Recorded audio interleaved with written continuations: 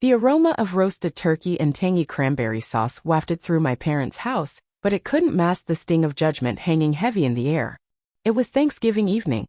And there I sat, Sophie Carter, 25, silently chewing my food, while my family's words sliced through me like a carving knife. Across the table, my sister Lauren smirked, her voice dripping with disdain.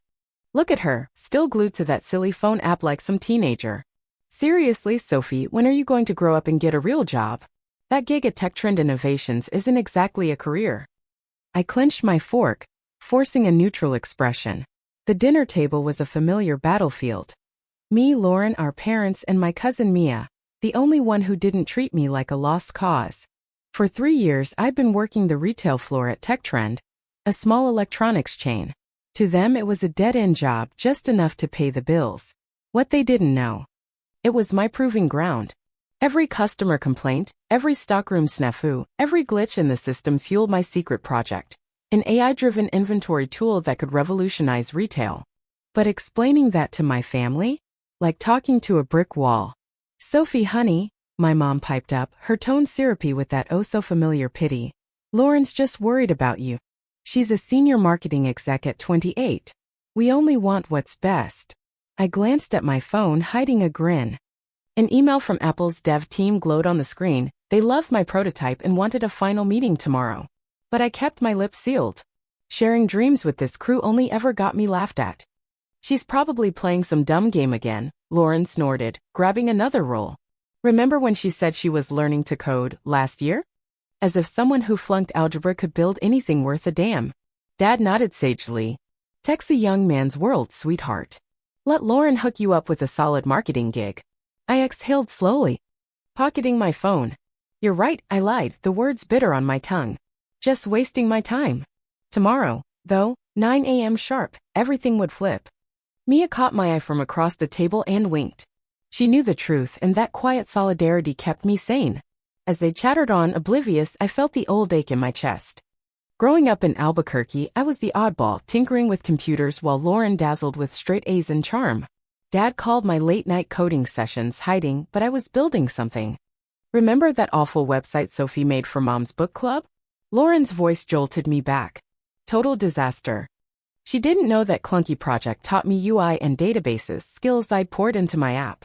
At least she's punctual at the store, Dad offered, like that was my crowning glory. If only they knew my manager, Rachel, was my app's first fan. You're fixing real problems, Sophie, she'd said last week. Don't let anyone tell you otherwise. Mia squeezed my hand under the table. 3 months ago, I'd shown her the prototype. They'll see soon enough, she'd whispered. Later, as Mom cleared plates, I helped in silence while she gushed over Lauren's latest promotion. My phone buzzed, Apple confirming tomorrow. I smirked, rinsing dishes. Let them think I was just a retail drone with delusions. By morning, the world would shift. In my old bedroom, surrounded by relics of my geeky past, I prepped my presentation. Then a message from Ethan, an old classmate at Tech Trend's corporate office, froze me. Lauren stopped by last week. Digging into your app and schedule. She even tried your work computer, said she's worried about you. My hands shook. A knock. Mia slipped in. You okay? She spied on me, I croaked. At work. Mia's face hardened. She knows you're onto something big. I heard her tell your mom she's scared you'll flop and embarrass yourself. It clicked, Lauren's jabs.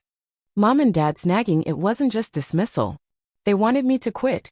Mia showed me Lauren's Instagram. A smug office pic captioned, time to steer my little sis right. Tough love's the best love. Hashtag family first. Rage simmered in me. All those nights coding, testing, grinding. They thought they were saving me from myself. I almost told them about Apple, I muttered. Mia grinned. Don't. Let their assumptions explode in their faces. Sleep eluded me, my mind buzzing with tomorrow and Lauren's betrayal. At 6 a.m., I packed to sneak out, until voices stopped me cold. We have to stop her, Lauren hissed in the kitchen. She's going to humiliate herself with this app thing. It's just basic inventory junk, I saw it at Tech Trend. My pulse raced. How'd she know? I checked with a patent office pal, she went on. No filings. We can't let her tank her life. Mom sighed. Maybe we should call Apple's HR, warn them she's not legit. The concern in her voice cut deeper than Lauren's scheming. I stepped in, voice steady. No need to call anyone. I've got this. They flinched. Lauren plastered on a fake smile. Sophie, we're just helping. This app, it's cute, but you're no developer. Cute. I opened my portfolio. 3 years of work. Self-taught since high school. Realistic enough. Mom faltered. Lauren knows tech companies. No, I snapped. She knows marketing.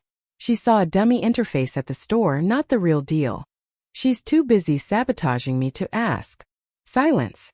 The sunrise painted the Sandia Mountains gold outside. I've got a meeting, I said, heading out. Don't bother, Apple, they know me. Mom called after me. We just want to protect you. I paused. Sometimes protection is just keeping me small. Apple's sleek lobby buzzed with nerves as I waited. My phone blew up. Family texts I ignored, except Mia's. They're losing it. Lauren's calling everyone. Rachel greeted me on the executive floor, grinning. Surprise! I'm not just your manager, I'm Apple's retail innovation head. Been testing your app in the wild. My jaw dropped. She'd been evaluating me all along. Lauren tried accessing your files last week, she added. Claimed she was your partner. Then hinted you stole the idea. Don't worry. Cameras caught her and we've tracked your work for months. She's got nothing. Fury flared, but I channeled it into my pitch. The execs leaned in as I demoed my AI, predicting customer habits, optimizing stock, adapting live. Why a small store? The CTO asked. Because that's where the real pain points are, I said. I built this from the floor up. When I finished, he scribbled an offer, Deputy Director of Retail Innovation, a salary that dwarfed my family's income. We're rolling it out next quarter. Rachel added. All stores, including Tech Trend. Mia texted. Lauren's freaking out.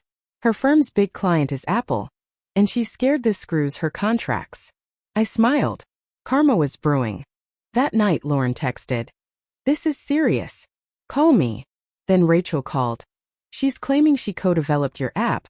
Says her marketing ideas made it work. I clenched my fists. There's more. Rachel said. Your parents' store?